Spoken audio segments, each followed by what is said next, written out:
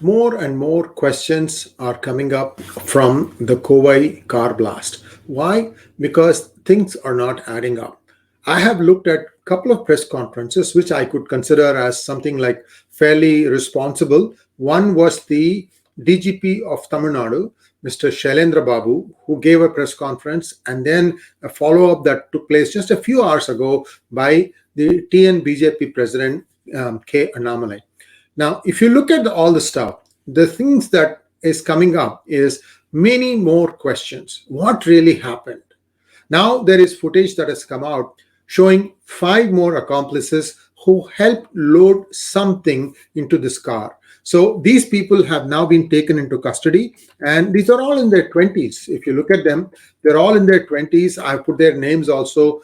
The point here that I'm trying to make is no mother or father would want their children to indulge in terrorist activity, but unfortunately, this is where the reality is. In fact, the body of the deceased, Jamisa Mobeen, the community refused to accept his body for burial. They said, we don't want anything to do with somebody who is a terrorist. Unfortunately, this is not going to be the only thing that should be enough. I mean, we know that the majority community of the Muslims are peace loving, they identify with India and so on, and there's a lot at stake. The commerce part of it, I haven't even touched upon it. The Muslim community accounts for practically all the fish stalls in the city. In fact, they also have a thriving biryani business, which opens around 8 p.m.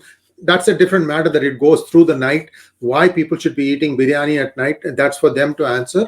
But we can only ask the questions. It's not healthy, whatever it is. And they also believe to be controlling or pretty practically running the vegetable market in Coimbatore. To be seen as being part of somebody who is indulging in terrorist activity will hurt them economically very badly.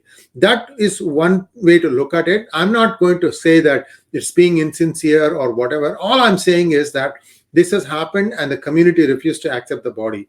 He is married. He was 25 years old, engineer. Now, a lot of questions came up from the press conference that Annamalai gave. That's in Tamil. And I have put it on PGurus Tamil. For those of you who understand Tamil, do watch that one, because he was scathing in his criticism. What are his criticism? First of all, he said, I don't buy the fact that, Shailendra Babu said that there was a check post where this guy was stopped and he panicked and ran, and somehow the thing exploded. Now, CCTV evidence has emerged where 5 people helped him load something into the car.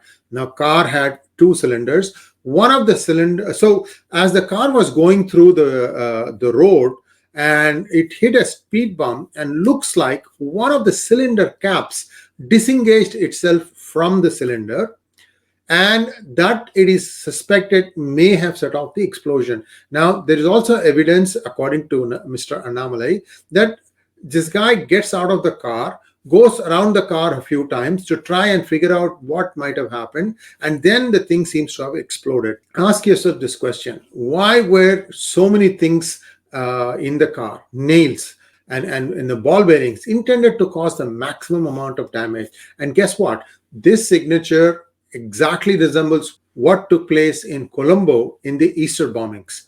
Was there a connect? Well, it appears again that the deceased had a connect with a Muhammad Azharuddin, who is in a jail in Kerala for his role in the Colombo bombings. So there is reliable information now. And also, when they raided his house, they found a lot of material that is needed, that can be used to create low-level blasts, and it just keeps on adding more and more and more and more. So some of the questions that Annamalai is asking are very valid.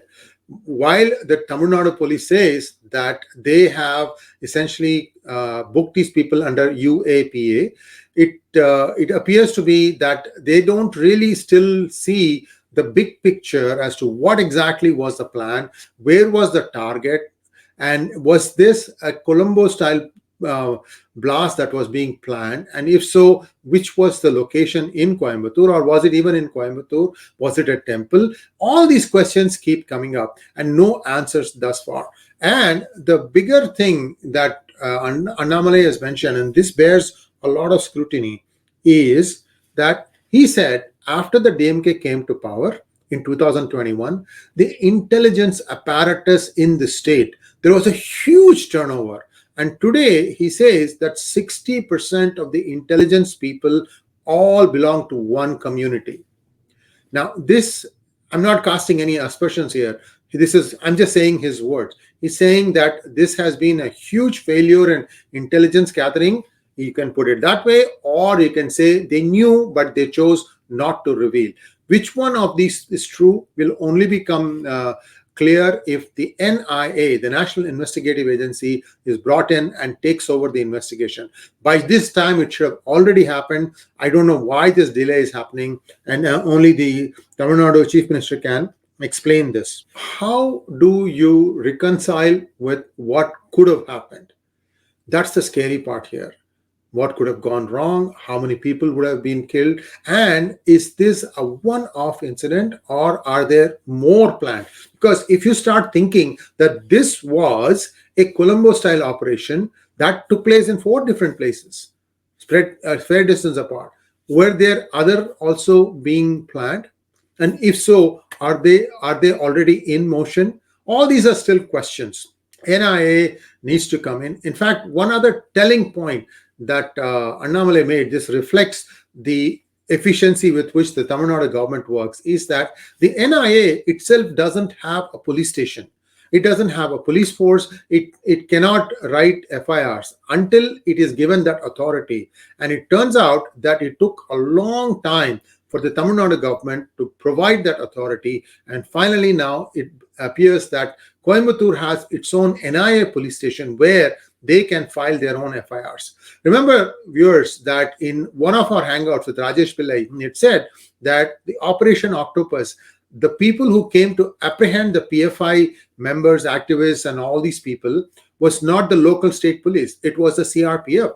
The local state police was just given 1 hour notice before this happened. It just shows you how much compromise has happened in the law and order organization. I don't know what is happening there. I have not heard anything. There was also this green light, I think.